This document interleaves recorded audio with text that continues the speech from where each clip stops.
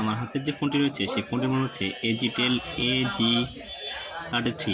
আপনারা অনেকেই জানতে চান এই ফোনটাকে কীভাবে রিসেট দিবেন, অর্থাৎ বিভিন্ন কারণে আপনার এই হাতে থাকা ফোনটিকে রিসেট দিতে হয়। তাই আজ আমি আপনাদের দেখে দেবো এই ফোনটা রিসেট দিবেন কীভাবে।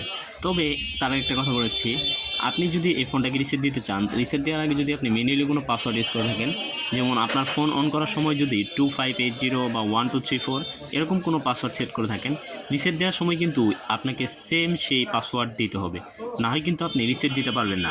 অর্থাৎ আমি আবার বলছি, আপনি যে পাসওয়ার্ডটা ইউজ করবেন সেই পাসওয়ার্ড দিকে আপনাকে রিসেট দিতে হবে। আর আপনি যদি ম্যানুয়ালি কোনো পাসওয়ার্ড ইউজ না করেন, সেক্ষেত্রে এটার অফিসিয়ালি যে পাসওয়ার্ড সেটা আমি জানিয়ে দেবো। প্রথমে ফোনটাকে আপনি আনলক করে নেবেন, তারপরে এখান থেকে আপনার ফোনের সেটিংস নামের যে অপশনটা রয়েছে সেটাকে খুঁজে বের করবেন। সেটিংস নামের অপশনটাকে খুঁজে পাওয়ার পর আপনি আবার ওকেতে ক্লিক করবেন। ক্লিক করার পর একদম 7 নম্বরে দেখতে পাবেন রেস্টোর ফ্যাক্টরি সেটিংস নামে একটা অপশন রয়েছে।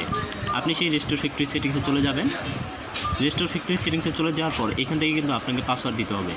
এখন এই Agetel AG33-র পাসওয়ার্ডটা কত, অফিসিয়াল পাসওয়ার্ডটা কত, সেটাই আজ আমি জানিয়ে দেবো।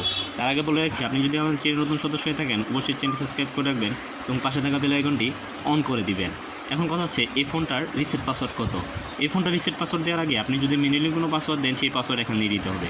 আমি যদি ম্যানুয়ালি কোনো পাসওয়ার্ড ইউজ করি, সেক্ষেত্রে এটার অফিসিয়াল যে পাসওয়ার্ড সেটা হচ্ছে 4টা 0।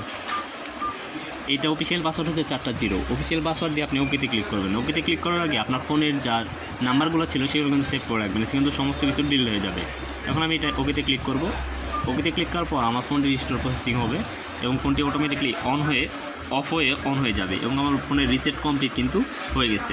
সো ভিডিওটি দেখে যদি ভালো লেগে থাকে অবশ্যই চ্যানেলটি সাবস্ক্রাইব করে রাখবেন।